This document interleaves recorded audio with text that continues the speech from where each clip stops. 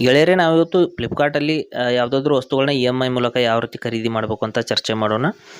ಫ್ಲಿಪ್ಕಾರ್ಟ್ನಲ್ಲಿ ಒಂದು credit card EMI ಮೂಲಕ ಯಾವ ರೀತಿ ನಾವು ವಸ್ತುಗಳನ್ನ ಖರೀದಿ ಮಾಡ್ಬೋದು ಅನ್ನೋದನ್ನು ಹೇಳ್ತೀನಿ.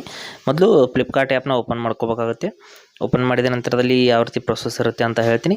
ಅದಕ್ಕೆ ಮೊದಲು ನೀವು ನಿಮ್ಮ ಒಂದು ಫ್ಲಿಪ್ಕಾರ್ಟ್ ಒಂದು ಯಾವುದಾದ್ರೂ ಕ್ರೆಡಿಟ್ ಕಾರ್ಡ್ನ ಯೂಸ್ ಮಾಡ್ತಾಯಿದ್ರೆ ಇಲ್ಲಿ ನೋಡಿ, ಈ ಒಂದು ಫ್ರಿಜ್ನ ನಾನು ಸೆಲೆಕ್ಟ್ ಮಾಡಿದ್ದೀನಿ. ಇದನ್ನು ಓಪನ್ ಮಾಡ್ಕೋತೀನಿ.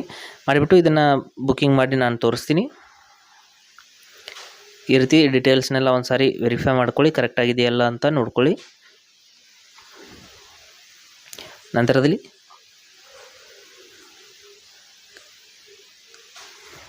ಕಲರ್ ಎಲ್ಲ ಸೆಲೆಕ್ಟ್ ಮಾಡಿದ ನಂತರದಲ್ಲಿ ಇಲ್ಲಿಂದ ಬೈ ನೋ ಅಂತ ಕ್ಲಿಕ್ ಮಾಡ್ಕೊಳ್ಳಿ. ನಂತರದಲ್ಲಿ ಇಲ್ಲಿಂದ ಸ್ಕಿಪ್ ಮಾಡ್ತೀನಿ.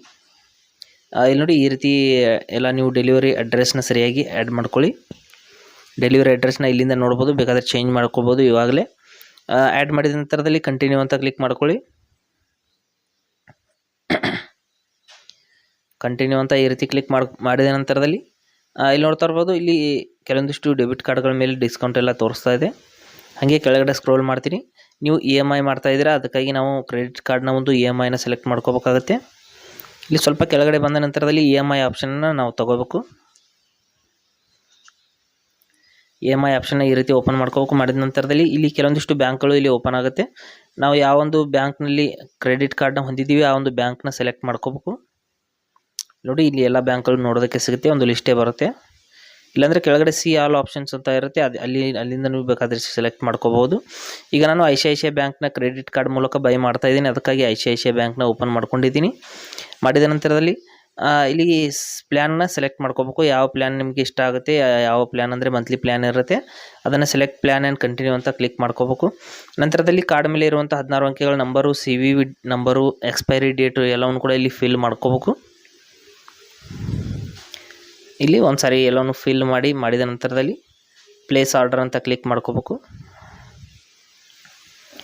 ಕ್ಲಿಕ್ ಮಾಡಿದ ನಂತರದಲ್ಲಿ ಇಲ್ಲಿಯೂ ಕೂಡ ಒಂದು OTPನ ಹಾಕಬೇಕಾಗುತ್ತೆ. ಹಾಕಿಬಿಟ್ಟು ಇಲ್ಲಿಂದ EMI ಪ್ಲ್ಯಾನ್ ಕೂಡ ನಾವು ಸೆಲೆಕ್ಟ್ ಮಾಡಬೇಕಾಗುತ್ತೆ. ಇಲ್ಲಿ ನಾಟ್ ನೋ ಅಂತ ಕ್ಲಿಕ್ ಮಾಡ್ಕೋತೀನಿ.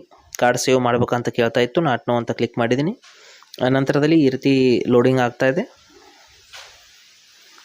ಲೋಡಿಂಗ್ ಆದ ನಂತರದಲ್ಲಿ ಇಲ್ಲಿ ನೋಡಿ, OTP ಬರುತ್ತೆ ಸ್ನೇಹಿತರೆ. OTPನ ನಾವು ಎಂಟರ್ ಮ್ಯಾನ್ಯುವಲ್ಲಿ ಹಾಕಬೇಕಾಗುತ್ತೆ, ಅಥವಾ ನೀವು ಒಂದು ಆಟೋಮೆಟಿಕ್ಕಾಗಿ ತೊಗೊಂಡ್ರೆ ಓಕೆ. ನಂತರದಲ್ಲಿ ಇಲ್ಲಿಂದನೂ ಕೂಡ OTP ಹಾಕಿದ ನಂತರದಲ್ಲಿ ಕೆಳಗಡೆ ಸೆಲೆಕ್ಟ್ EMI ಟೆನ್ಯೂರ್ ಅಂತ ಬರ್ತಾ ಇದೆಯಲ್ಲ, ಅಲ್ಲಿಂದ ನೀವು ನಿಮ್ಮ ಒಂದು EMI ಪ್ಲ್ಯಾನನ್ನು ಸೆಲೆಕ್ಟ್ ಮಾಡಬೇಕಾಗುತ್ತೆ. ಇಲ್ಲಿ ನೋಡಿ, ಈ ರೀತಿ ಸೆಲೆಕ್ಟ್ ಮಾಡಿದ್ದೀನಿ. ಮಾಡಿದ ನಂತರದಲ್ಲಿ ಈ ಬಾಕ್ಸ್ ಮೇಲೆ ಈ ರೀತಿ ಟಿಕ್ ಮಾಡ್ಕೊಳ್ಳಿ. ಮಾಡಿದ ನಂತರದಲ್ಲಿ ಸಬ್ಮಿಟ್ ಅಂತ ಕ್ಲಿಕ್ ಮಾಡ್ಕೊಳ್ಳಿ. ಸಬ್ಮಿಟ್ ಅಂತ ಕ್ಲಿಕ್ ಮಾಡಿದ ನಂತರದಲ್ಲಿ ನೋಡ್ತಾ ಇರ್ಬೋದು, ಈ ರೀತಿ ಪೇಮೆಂಟ್ ಅನ್ನೋದು ಸಕ್ಸಸ್ಫುಲ್ಲಾಗಿ ರಿಸೀವ್ ಆಗಿದೆ. ಆಗಿಬಿಟ್ಟು ಇಲ್ಲಿ ಆರ್ಡರ್ ಅನ್ನೋದು ಸಕ್ಸಸ್ಫುಲ್ಲಾಗಿ ಪ್ಲೇಸ್ ಆಗಿದೆ. ಈ ರೀತಿ ನಾವು ಯಾವುದೇ ಕ್ರೆಡಿಟ್ ಕಾರ್ಡ್ ಮೂಲಕ ನಾವು ಫ್ಲಿಪ್ಕಾರ್ಟಲ್ಲಿ ಆರ್ಡರ್ನ ಪ್ಲೇಸ್ ಮಾಡ್ಬೋದು. ನೋಡ್ತಾ ಇರ್ಬೋದು, ಈ ರೀತಿ ನಮಗೆ ಈ ಒಂದು ಫ್ಲಿಪ್ಕಾರ್ಟ್ನಲ್ಲಿ ಕ್ರೆಡಿಟ್ ಕಾರ್ಡ್ ಮೂಲಕ ಕ್ರೆಡಿಟ್ ಕಾರ್ಡ್ನ ಒಂದು EMI ಮೂಲಕ ಯಾವುದೇ ಆರ್ಡರ್ನ ಪ್ಲೇಸ್ ಮಾಡ್ಬೋದು.